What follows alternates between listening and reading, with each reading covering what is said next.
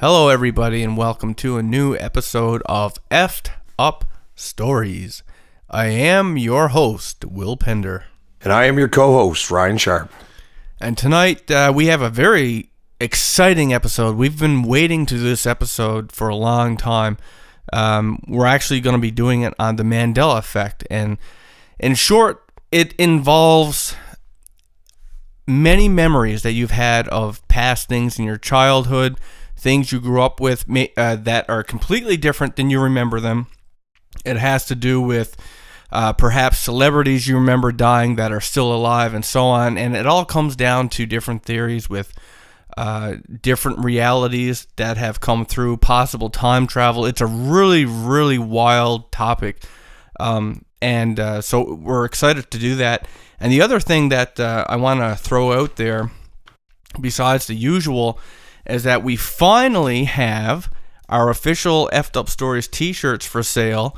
They're extremely, extremely limited. I can't stress that enough. So if that's something you want, head on over to the official site. And as well, because I didn't want to have a 20-minute intro, because we have a lot of new stuff coming, guys. I've done up a separate video that shows the t-shirts, other things that we're going to be doing, and how you can get it. And as well, we're giving away 2 free t-shirts, one to our eccentric donator of which without this wouldn't have been possible, and one is going out to a random donator. So if you were one of those people, you could very well have won a free t-shirt.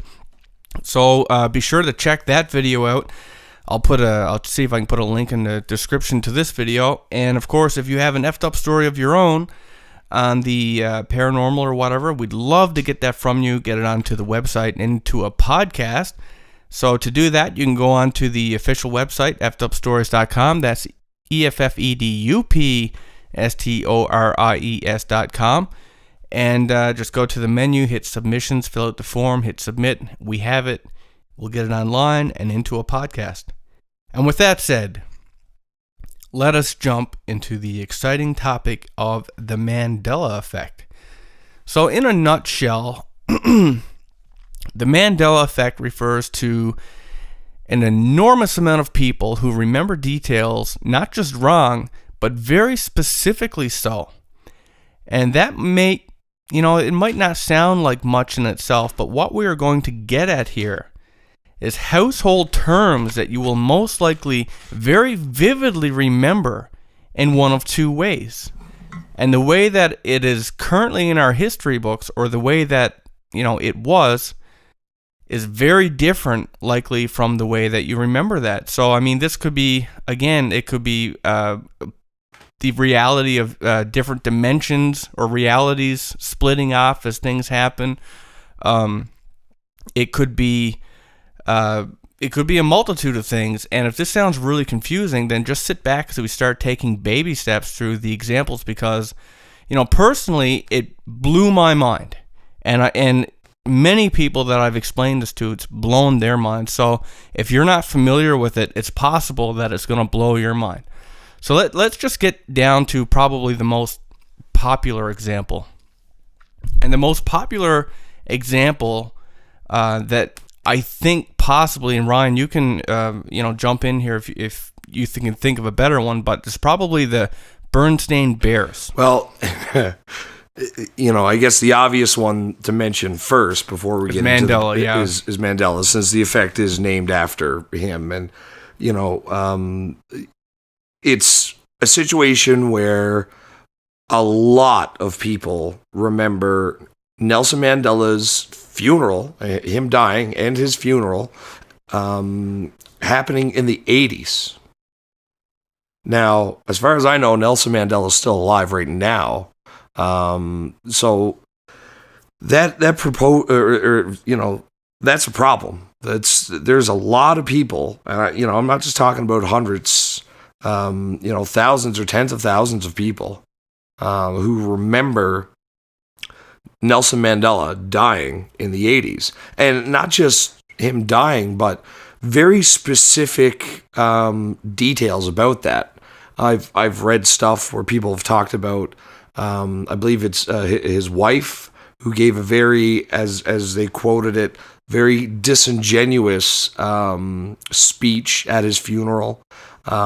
details about her bodyguards. People remember who was the president of the United States of the time.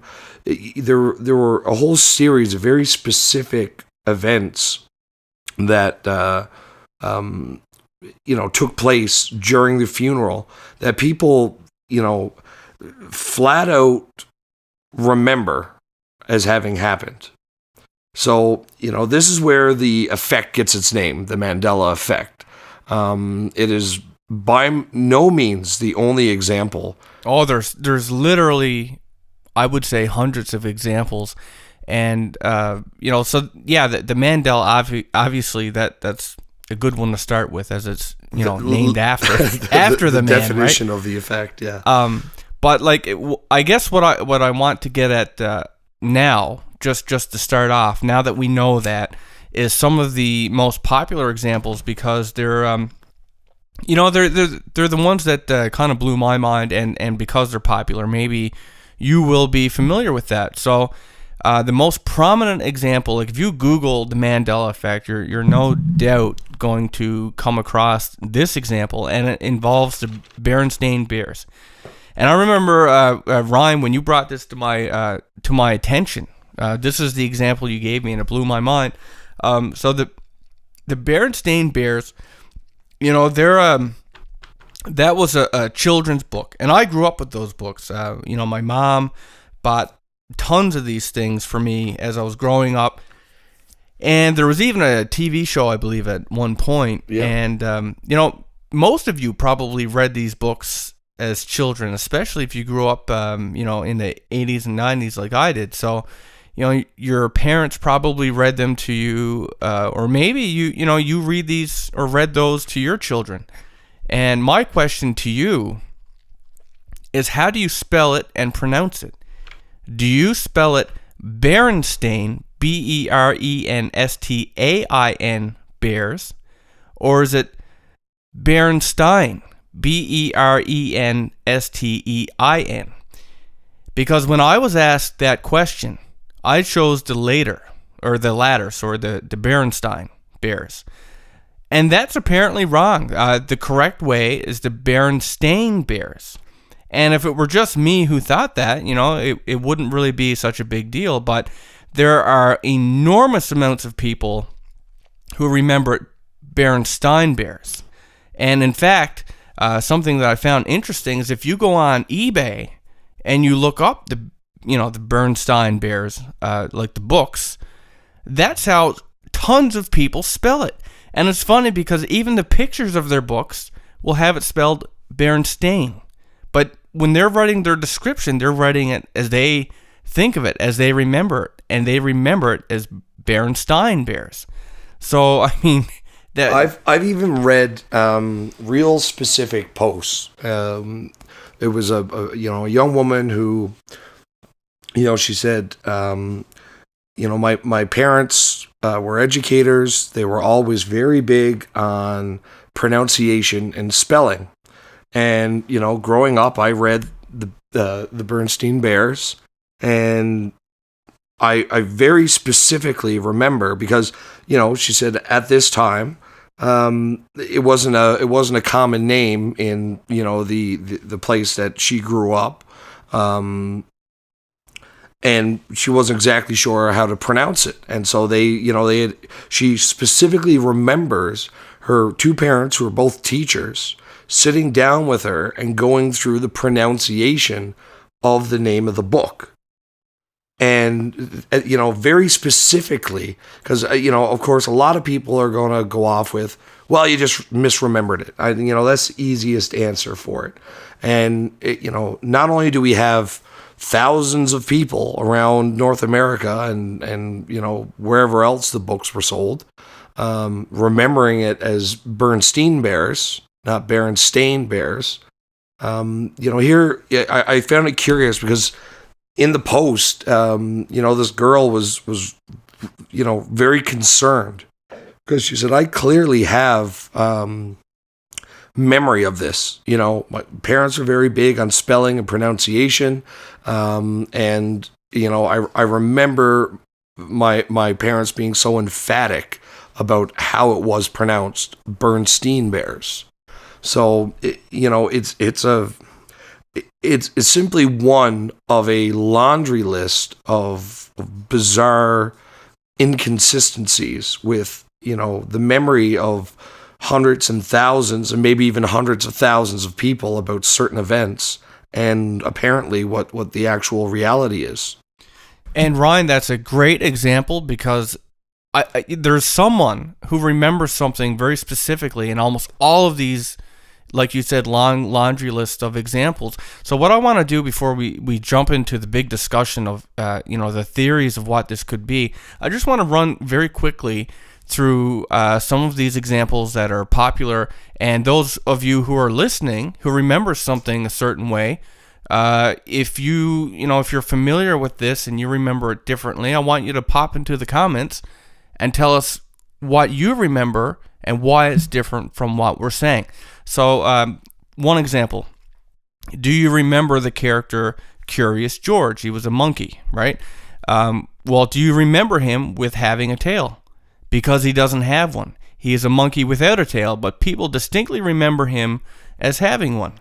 How about Jiffy Peanut Butter? Many people recall the product launching as Jiffy, and even recall commercials where the mother would whip up a sandwich in a jiffy. But this product was actually launched as Jif, J-I-F. The date the Challenger exploded. According to our history, it happened in 1986, but many people remember it as happening in 1984, and with others, it's 1985, and people swear by it because one of the things, or another thing that they, was so prominent to them in their lives, was they were doing their finals in school or something like that. There was some reason why it was a prominent memory to them.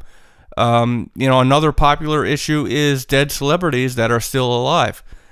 So like you probably seen the death of a celebrity in the media, and then later on you discover they're still alive. So some examples of this would be Betty White. She's been on everything from the Golden Girls to like those Snicker bar commercials. Well, a lot of people remember her having died. I think she's still alive. She is, and she's literally older than sliced bread. Okay, well, hopefully she won't watch this and tear you up over that. But anyway, now we'll move on to David Soul from Starsky and Hutch. This show came on in the 70s, and people recall seeing on TV that, and just, if you're one of these people, I'd like to hear from you in the comments. But people recall seeing on the TV that David Soul from the show was very depressed over his wife's cancer, and he had committed suicide. And apparently the police found him under a Christmas tree, and people remember him dying many, many years ago. And they specifically remember, the idea that the police found him under a Christmas tree, but apparently that, never happened, right? Remember the comedian Louis Anderson? Some people swear that they remember his death, and, that's why they canceled his TV show, but he's still alive and well. How about Muhammad Ali? Some people remember him passing in 2009, but he's still kicking it. So, there are many celebrity deaths that are remembered on dates that are much earlier, or, simply hasn't happened yet. And then there's other, non-death related glitches in this matrix. Like, does anybody remember those books, Where in Time is Carmen Sandiego? Well, if so, maybe you remember that just like I do. I remember seeing the cover, and she would have this yellow trench coat on, right?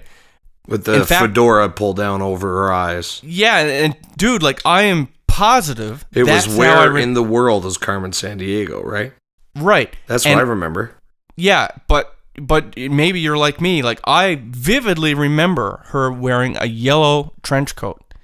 Yeah. But if you go up on the internet now and you look it up, her trench coat is red. Apparently, it's always been red, right? But I can't even process that, because I know I saw her with a yellow trench coat. I asked my wife. She said the same thing. I never even came across that one, but yeah, I'm the same way. I remember it as yellow.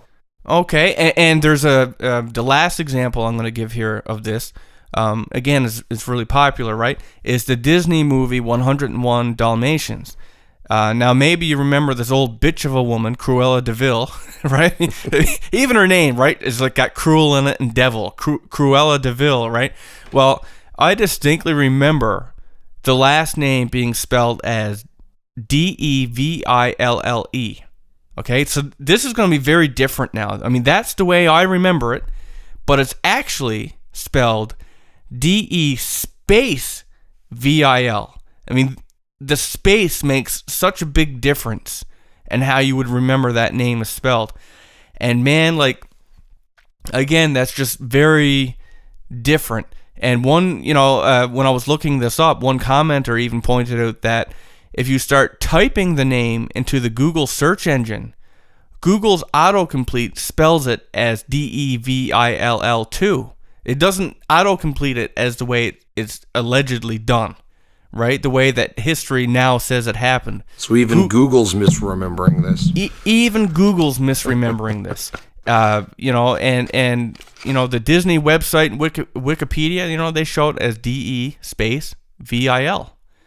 Right, and I believe there's a case also with the movie Snow White with mirror. Maybe you remember it. Mirror, mirror on the wall, who's the fairest one of all? Right. Yeah. That's how I remember it. But apparently it's magic mirror on the wall, who's the fairest one of all. So, there's just so many different examples, and they're all kind of small, right? I mean, they're. Aside from like celebrity deaths and things like that, wouldn't you say that the details seem to be these small ones? Well, not all the time. A lot of them are. A lot of the inconsistencies are, lines from movies. Life was like a box of chocolates. Yes. That's what a lot of people remember it as, but apparently is. Life is like a box of chocolates. Well, see, that's the way I remember it, but I thought I read that, they said life was like a box of chocolates. So a lot of them are tiny like that, but there's a couple of big ones. And now I first personally experienced this phenomenon, I believe when I was in junior high school. I was, however old you are, I think it was like 14 at the time. And I remember looking at a map, at school, there's fucking world maps everywhere. I remember looking at a world map and just like, it was almost like something like clicked in my brain, and not like a good click, but almost like something snapped. Because I was staring at Australia, and my brain couldn't compute where it was, because I remembered Australia being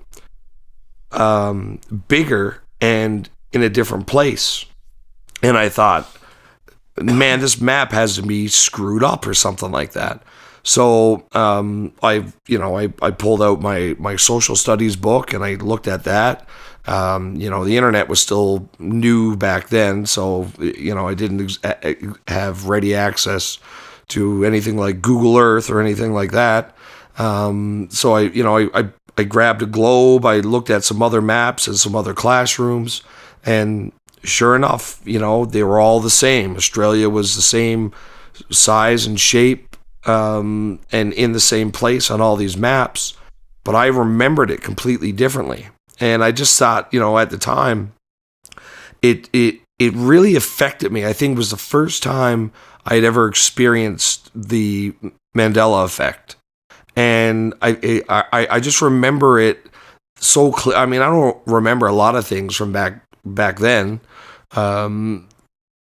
but this is stuck in my mind so vividly. Like, I remember standing in. I even remember the teacher's name, Mr. Rowbottom.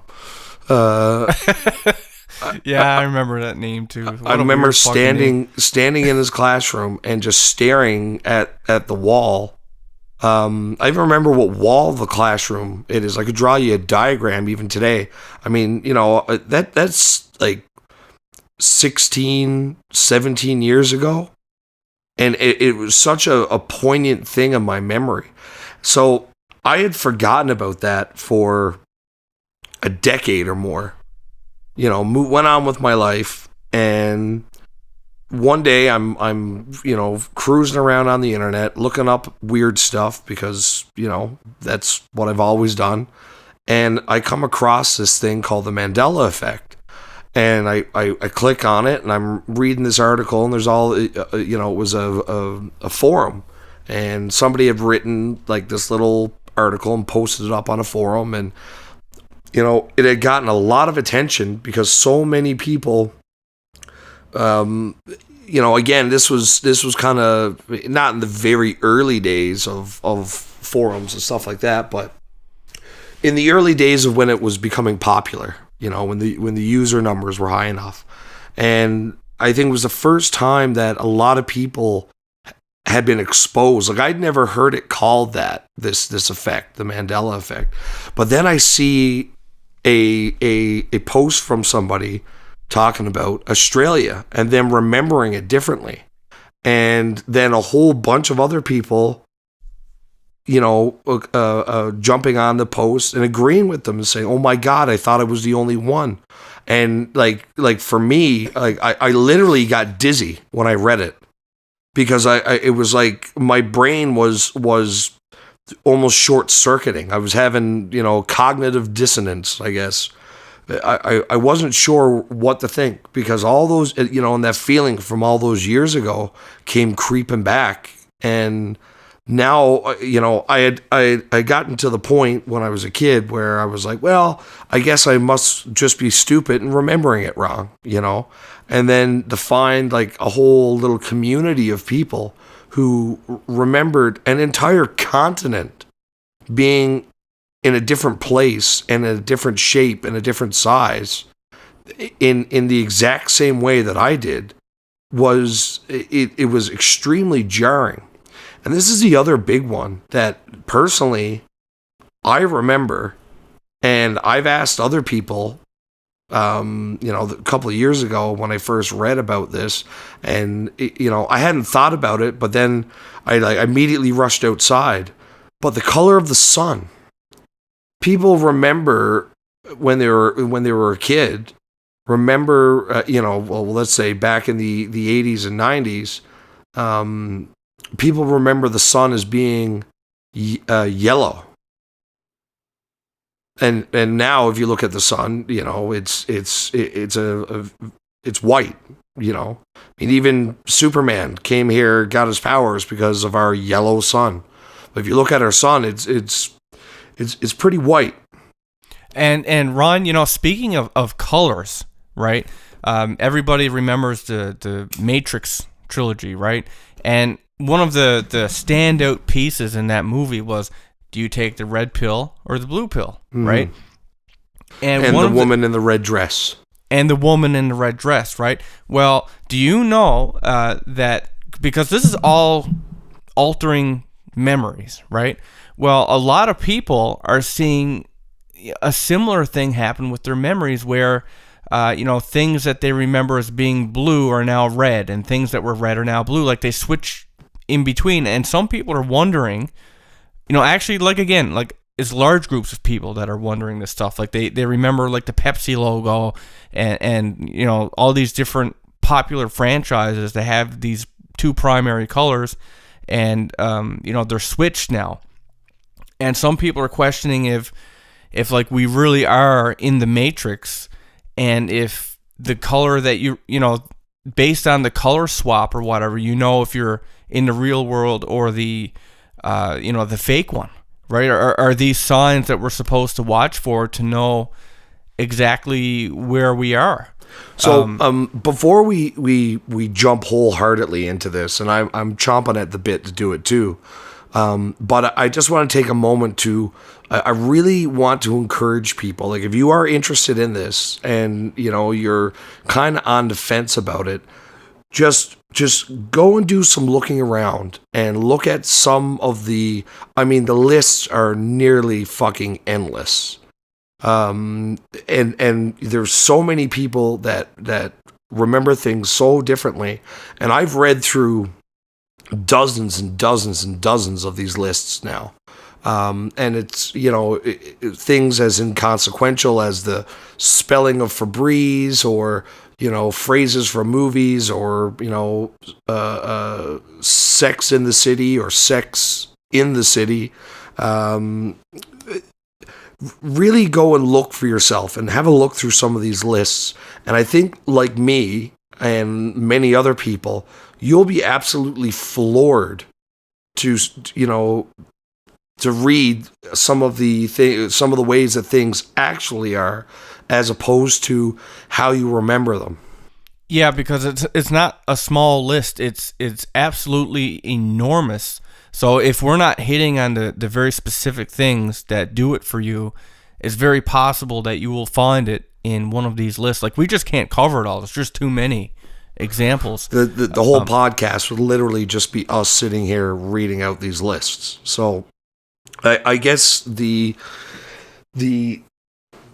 most important factor in doing that is to really get a sense of the scope of this thing, right? Because if it was just a couple of people on 2 or 3 different topics, then it's somewhat easily dismissible, right? As just straight up psychological they call it not conflagration, confabulation, the unintentional misremembering of things. That's an actual psychological thing.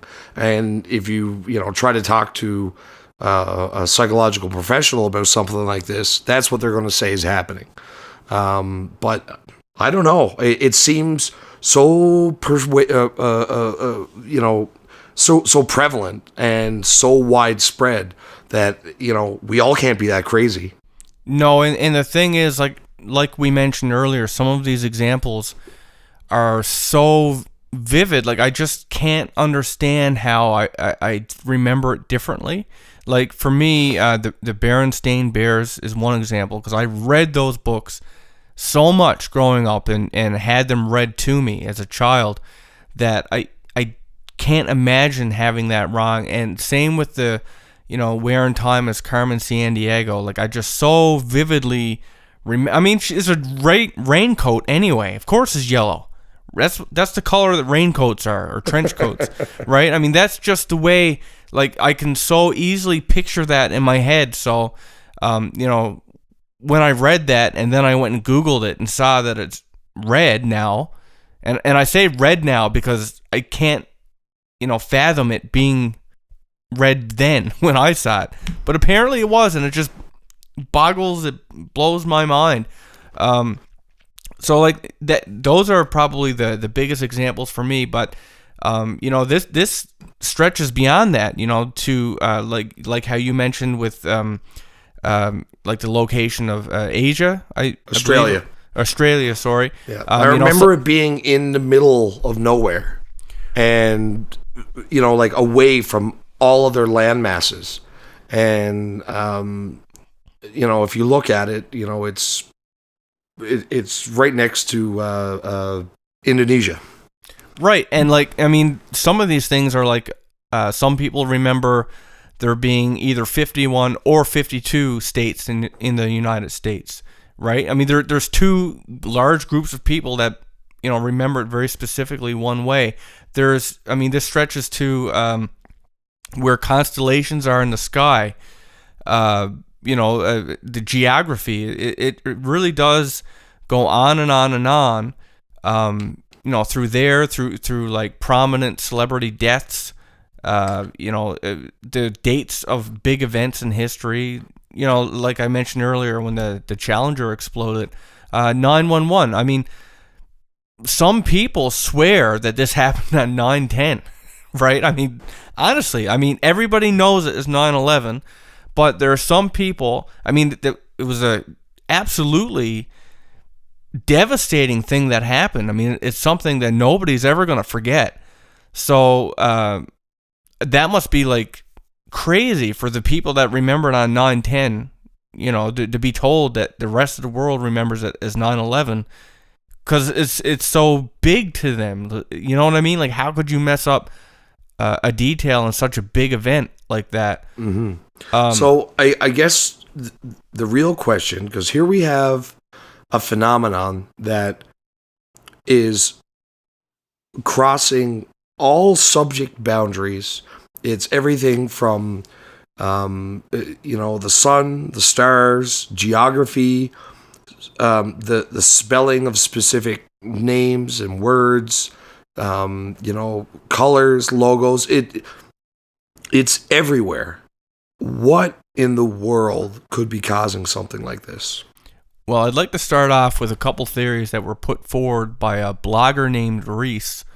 And the first of those theories is the crossing of parallel universes. And in this theory, a part of our universe crossed dimension with another. So, the people who remember things as they are currently recorded are still in the same universe.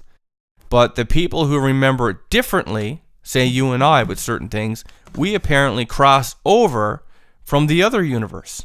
So this is in reference to a theory called the many worlds theory, that along with our planet Earth and our universe with all the stars and planets as they exist, there are an infinite number of parallel realities, which would have just slight differences, little changes here and there, and the changes could be anywhere from the only difference was that George Bush Sr. was never president, or it could be something enormous like Hitler won the Second World War. But that's the many worlds theory. So that's where they're what they're referring to. So is this the same thing as the idea that, okay, this guy is going to go and shoot his wife, right? And he goes to do it and he does it. But in another reality, he doesn't do it. So the second that decision is made, it branches off, and one reality goes one way, and the other way that it would have went goes the other way, and now we have two different realities. But that's a variation on the many worlds theory. So the many worlds theory just simply states that there are an infinite number of parallel realities. Then there's somebody came along and put an addendum onto that and said, well, what if it started out with one universe, and the very first decision was the Big Bang happened or the Big Bang didn't happen. So there's a universe where there is no universe and ours. And then every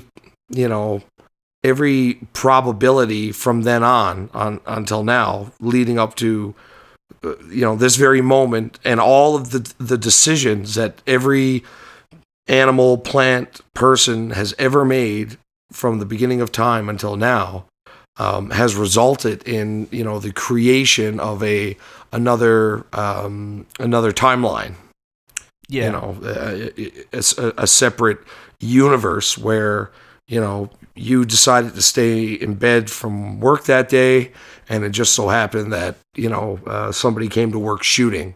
And then there's another universe where you went to work and ended up a paraplegic the rest of your life. Okay, so that's one theory. The next theory that this Reese guy gave out, and to me this is the most interesting one. And honestly, I don't know where I lean with any of this stuff. I mean, it's so out there, all of it. But this one I found very interesting. So the idea, like we've all heard of, the paradoxes that can happen with time travel, right? Yes. So this guy said, in this theory, that somebody, from the future comes back to change something in the past.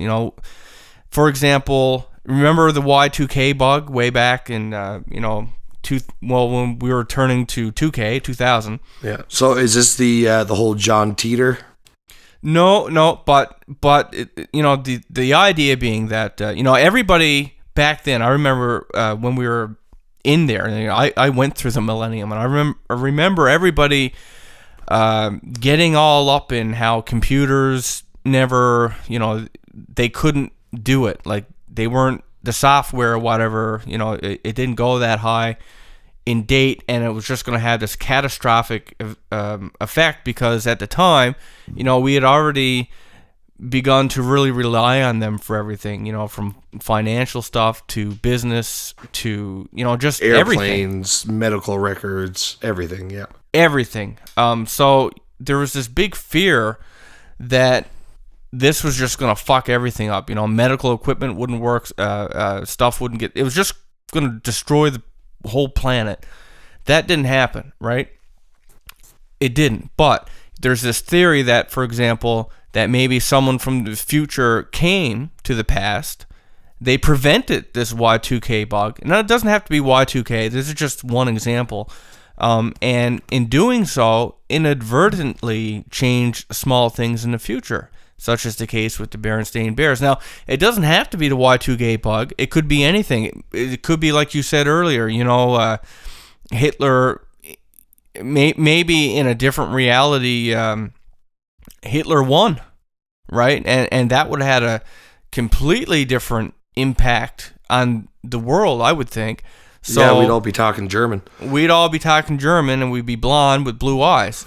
So it's possible that, what if someone from the future came back and, put was a key role, played a key role in getting the Allies and whoever involved in whatever needed to happen. There actually is a time travel conspiracy around the whole Y2K thing, with a character known as John Teeter, who showed up on the internet.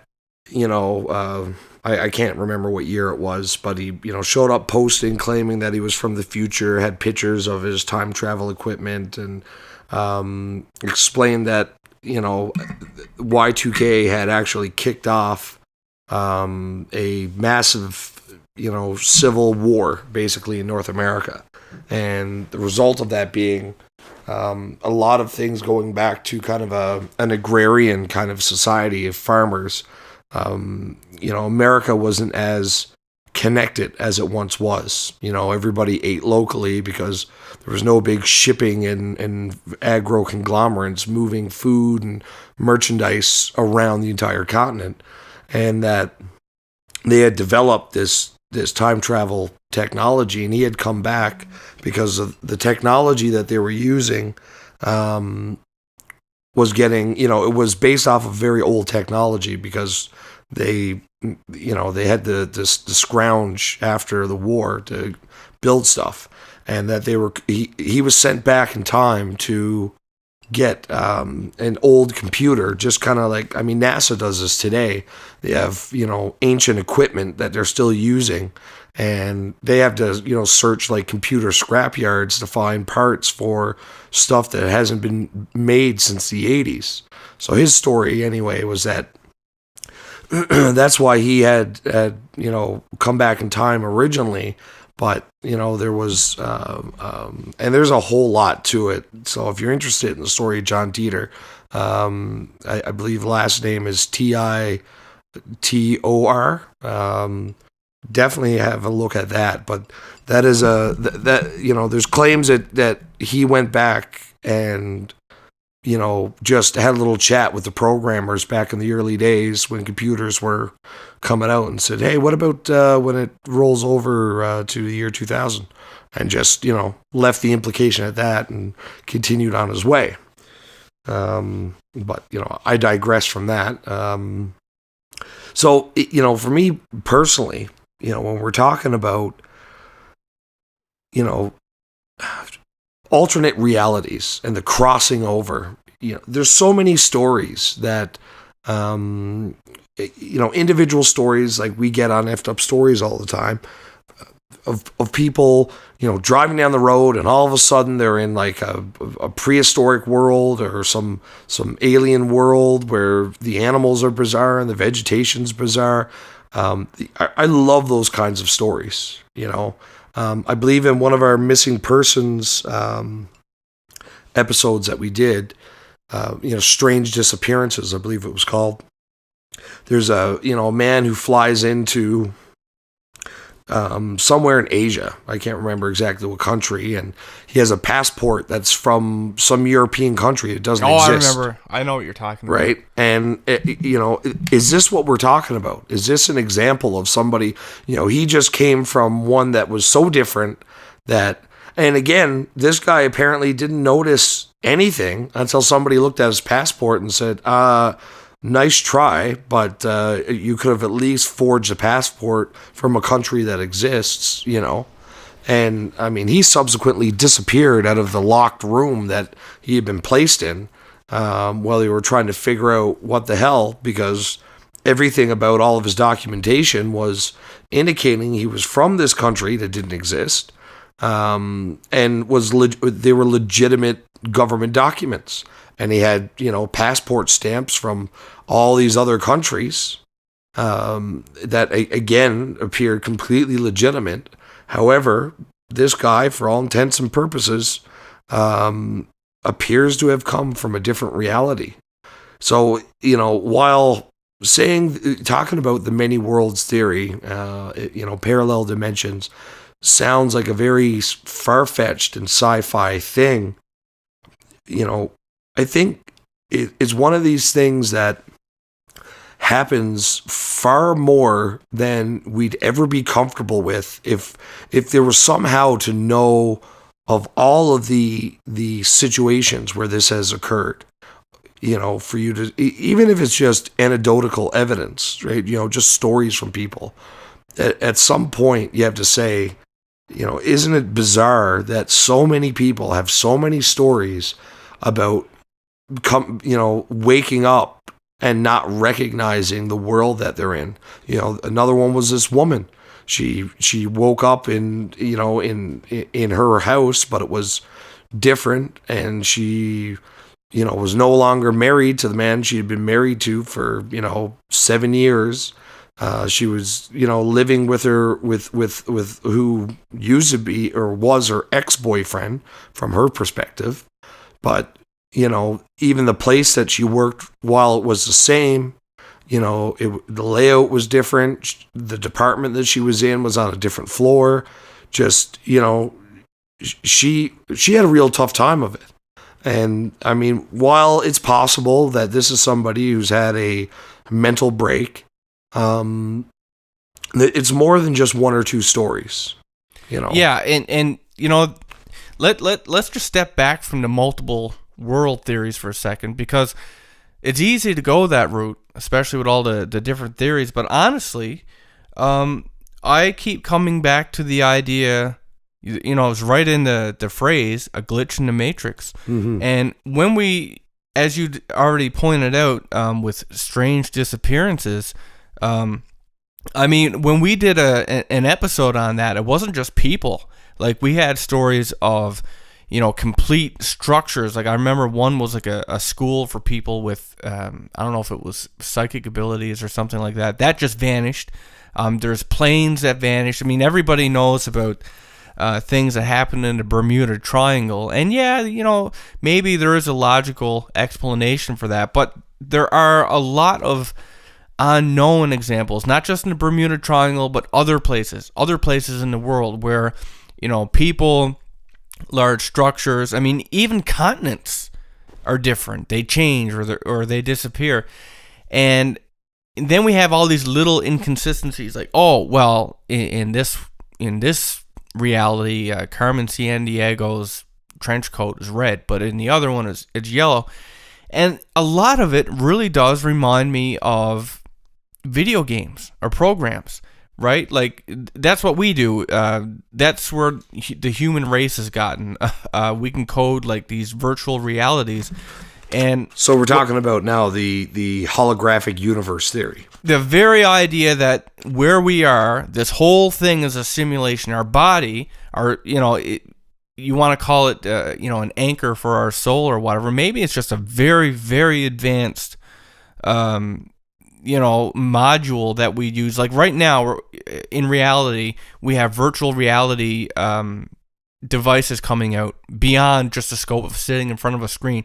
we have like the Oculus Rift, we have the Valve, or the Vive, the HTC Vive, and Sony is Sony VR, HoloLens to a lesser degree. Yeah, the HoloLens, I think they're aiming at a different. It's augmented reality. Yeah, it's augmented, and I think they're looking at using it in like medical. For example, you could have like an augmented list of things to pop up over someone's. Basically, you get a virtual overlay over the real world that makes diagnosing and doing surgery and all that stuff so much easier. Right, and it goes even further than just the idea put forth in the Matrix series, where we're just stuck somewhere in a chamber with our brains hooked up. This holographic theory goes so far in depending on which one you read, that there is no physical body.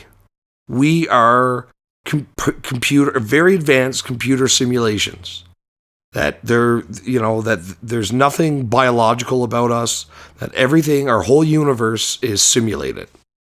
And there's the very idea. I mean, what is DNA? It's code, right? It literally is code. It's not the way that we write code, but it's quadernary instead of binary. That's the only difference. We use zeros and ones in machine code, and DNA uses A, C, T, and G, 4 different chemicals, and that's the entirety of what DNA is. Right. So if we are code, and I mean everything has like a formula to it. I mean. Right down to you take a piece of wood, you have density, how porous is it, how there's so many different elements to it, but I mean it's a recipe, right? That's what we're talking about, is a recipe to make things what they are. That's what video game code is, and it follows the logic that is written for it. So what is the world, the universe, if it's not logic, right? What's physics? Well, it's the logic that weight and the weight and I don't know physics, but you know what I'm trying to say. You're talking about the atomic weight and spin and charge characteristics of the different atoms that make up everything in our universe. Yes, very eloquently said there, Ryan. Yeah, so I mean there is a rules in place is what I'm saying, but where do these rules come from, right? And that's when we get right down to what is the universe? And then you get into religion, right? It's like, well, it was made by God. So is God another term for the programmer who programmed this universe that we're in? And is this just one of many universes? Are there other programmers? It really is the chicken and the egg thing. There really is some scientific precedent to the holographic universe theory. And there was a mathematician looking at some of the mathematics that we use to describe our universe, our the workings of the universe. And when he broke it down, he literally found buried in the mathematics that describe how our universe works this string of computer code. And it was so very familiar with him, or to him, because it's one of the oldest types of computer code that we've invented as a species. More specifically, this code is what we use whenever we're sending bits from one computing system to another one. So when I send you a text, there's a little bit of ancient code that we've been using forever that fact checks all the ones and zeros, because when you're dealing with things on the level of an electron, a 1 can get bumped to a 0 really easily. A little bit of interference can accidentally change a 1 to a 0 or a 0 to a 1.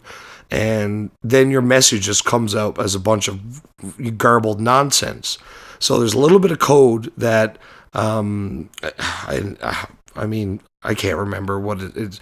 It's a type of algorithm, I do believe. And it checks back and forth just from the source to the receiver, to ensure that the message was sent intact, and to fix any of those 0-1 change errors that may have occurred. So that very specific code, which is absolutely integral to any kind of electronic digital system that you make, you absolutely have to have a code like that, because without it, nothing would be able to communicate properly. So buried in the mathematics that describe our universe, this guy found that code. And, it's apparently been verified that that code exists. And whether it's just a fact of the natural universe and the way that information propagates through the universe, that, the universe has some built-in mechanism that checks for these 0-1 errors, or if it's the result of us actually living in a virtual universe, which is not to say that we're not real. If you feel, if you love and you hate, and you have the whole range of emotions that we attribute to being a human, and as well as, I know, therefore I am, you believe, that you're conscious and you're sentient, then, this is no less quote unquote real than, what may be outside of the computer that we're in, if that's indeed the case. But it does definitely illustrate what, or it does, it really does open up the conversation and say, well, holy shit, all these inconsistencies that we're seeing with things like the Bermuda Triangle and UFOs and ghosts, and, all of a sudden, all that stuff becomes pretty explainable. Well, hell, a ghost could be lag. It could be somebody that died. Just the remnants of a deleted file. Yeah, it's someone who died years ago, or probably will die in the future, and somehow, there's lag involved, and you're seeing little a skim of it. Just a little. Well, what do you call it when you're playing a video game and it happens? And you call it lag. You see some. Well, you see your buddy ghosting. Yeah, exactly, ghosting. Oh shit! You must be lagging, dude. Your character's ghosting all over the screen.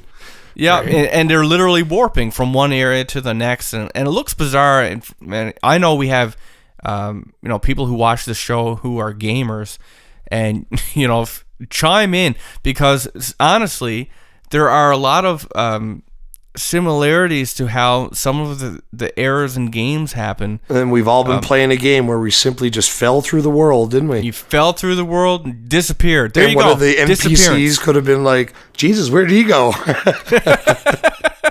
Well, it wasn't that. Well, I'm not going to talk. I could talk forever about video games. But yes, I mean, that's exactly what it could be. You got this flight going over the Bermuda Triangle, they all disappear. Well, that's a glitch in the Matrix, some bad fucking code, right? Just, and in fact, things that happen to us, when someone has a heart attack or a stroke, is that just, code gone bad? I mean, yeah, we could say, oh, it's the food you eat, this, that. Well, maybe that's the equivalent of going on the internet without a condom, or without virus software or whatever.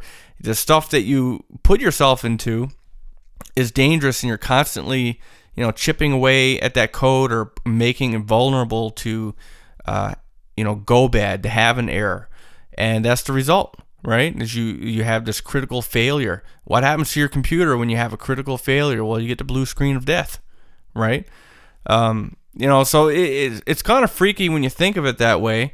I don't necessarily say that I subscribe to that, but I mean, it's very possible. I mean, right now, we're seeing virtual reality. We're finally getting to that stage. In fact, I think it's June or July that I think the Oculus Rift is out first, and then it's Oculus is already out. Oh, is it? Yep. Well, it just got released. The HTC Vive is next. Yeah. And here's there is another little bit to this.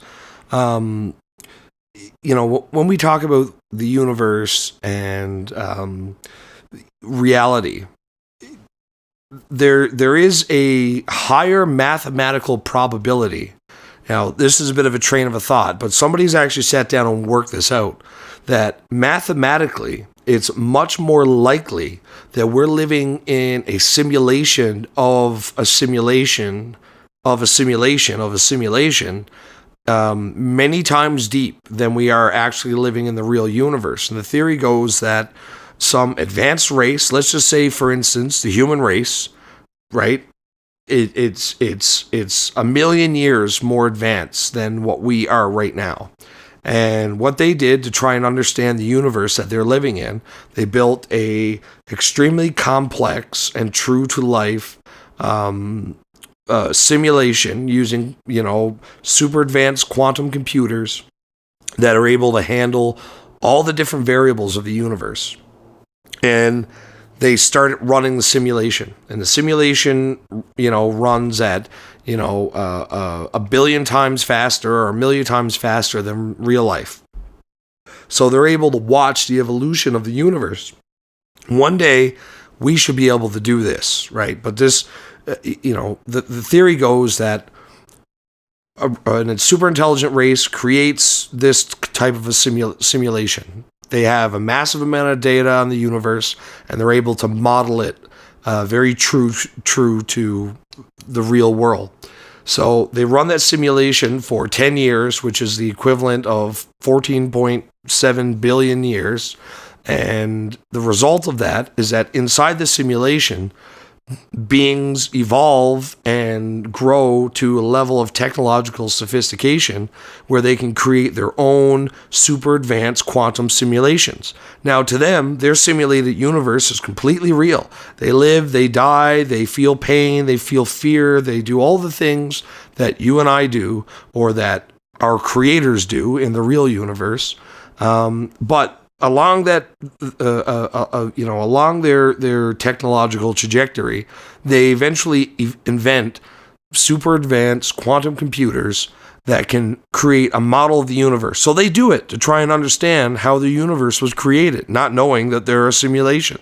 And so they run their simulation, and again, they run it so that it's a billion times faster than what the real world is, even though from the perspective inside of the simulation, things are just running at a normal time. And, over the course of 10 years, these simulated creatures arise that make their own quantum computer and create their own simulation. So statistically speaking, we are far more likely, mathematically, to be in a simulation inside of a simulation inside of a simulation ad infinitum, ad nauseum, than we are to be in the actual real universe. Now tell me if that's not spooky. Oh, it's spooky, but I guess the real question that I would have is, am I an avatar? Like, is my soul actually out in the real universe controlling this avatar? Not as part of this theory. As because part of that's this what theory, scares me. Because you're just code. There is no physical you. Okay, because that's what's scary. Because if we're just code, this is the whole. Do robots have feelings? Should we treat them like people? Because to them, they do, but they're coded that way. Well, we haven't created any sentient code. Oh yet. No, we haven't. But in science fiction, that's a thing. For example, you're playing Grand Theft Auto 5, right? And the characters. Not at the moment. No, not at the moment. But take for example that the NPCs or whatever in the game, they have a very small amount of AI. We'll say, if you start shooting a gun or causing havoc, they'll drive away. They'll act panicked or whatever. That's the extent of that. They're coded to behave, but they obviously don't want to get shot. They don't want to get run over. To them, is that more than just a code, just an instinctual thing? Do they actually, is it a real fear for them? Do you know what I mean? There's two things to take into account. One being that your instinctual fear of things is just biological programming. right? You're just being programmed to, I mean, we can specifically lobotomize people in a certain way where they'll have no fear for their own safety.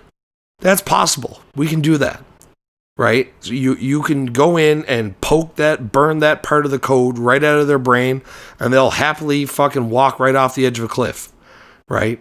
You take that instinct away. Now that's literally just biological code that's written into you. It doesn't make you any less real or any less conscious, but let's not delude ourselves into thinking that is just a product of selected traits over the course of billions of years that have said, and all animals pretty much, get away from danger because your DNA really wants to move on to the next generation, and you can't do that if you're dead. Now, the other part to add in here is that, does code have a soul? Well, I mean, we don't even know if we have a soul. We don't even know what the hell a soul is. I would argue that what everybody refers to as a soul, right, is easily referred to as just your consciousness, right? Like when we use the word soul, but what you're really talking about is that, okay, I don't mind if my body dies as long as my ego and my personal identity and my memories and all the things I've learned and the way that I think survives in some kind of an intact format, even if that's non-physical, right? We say soul for short, the short in that explanation. That's the definition of soul, really. So once code or a machine, again, the machine just being the body, the code is what we're talking about, was the really important part.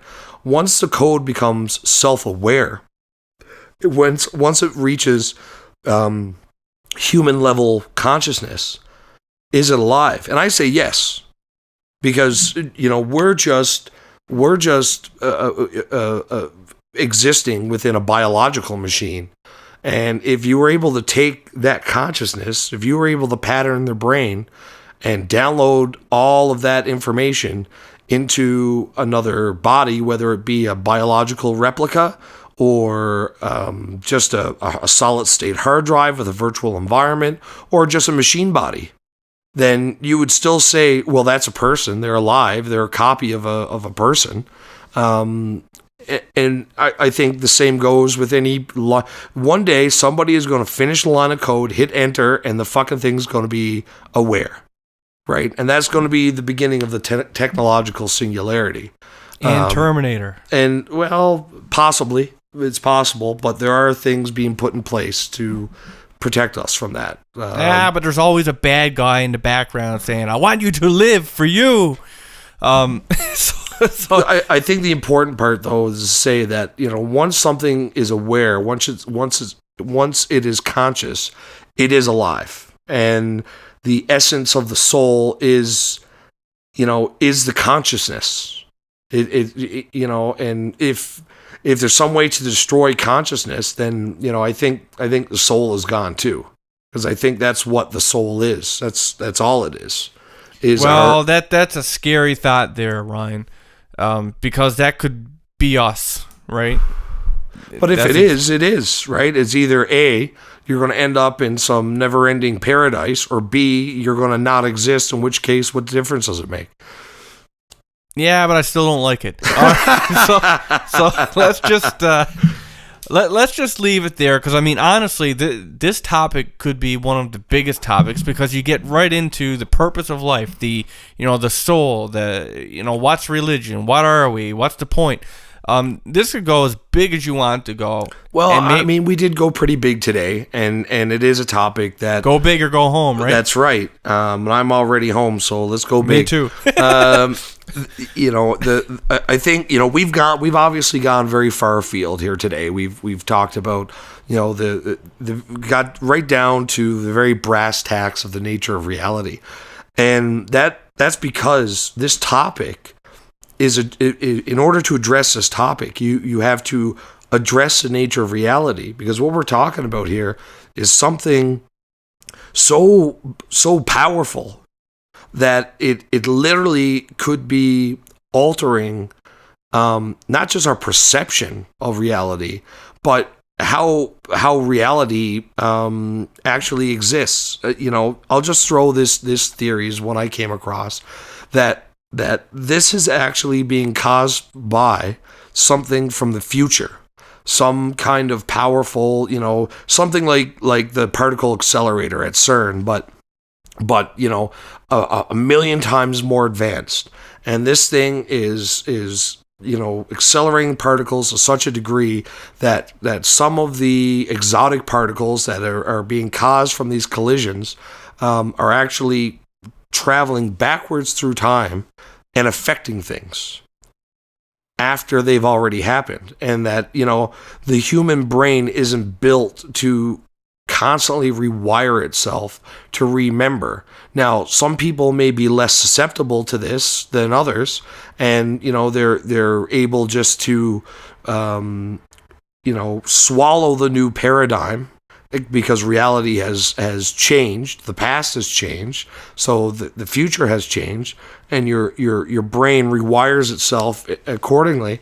But there may be some of us who our brains aren't very good at rewiring itself like that, and it's very. And I've also seen that this may be a natural phenomenon, something that's been happening since the beginning of the universe, where big events in the future cause ripples so powerful that they affect the past, and that it's only as our society begins to get more and more connected and more complex that we can begin to identify these small changes that happen, or big changes in some cases.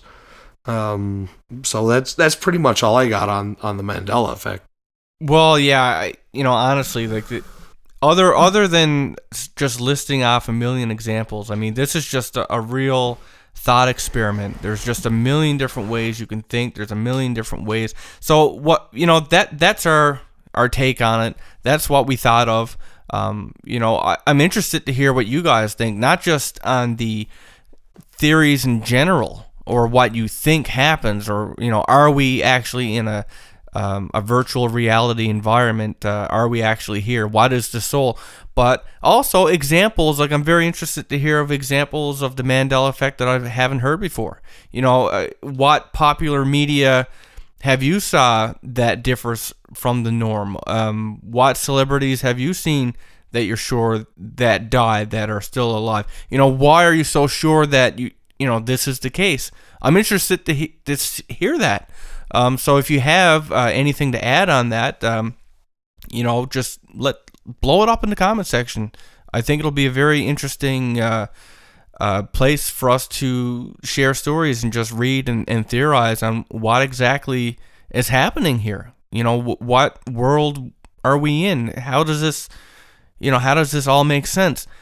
So with that said, outside of that, again, if you have an effed up story of your own, we'd love to get that from you. Get it on the website and into a podcast, which you can do at the official website, which is effedupstories.com. That's EFFEDUPSTORIES.com.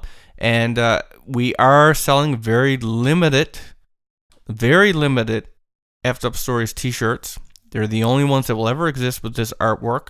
You can get that on the official website. Some other stuff, artwork, custom podcasts, and of course, you can also donate. Why donate? Well, besides helping us do greater things with the show, you could win a free t-shirt or whatever we got going, because 2 people are getting a free t-shirt.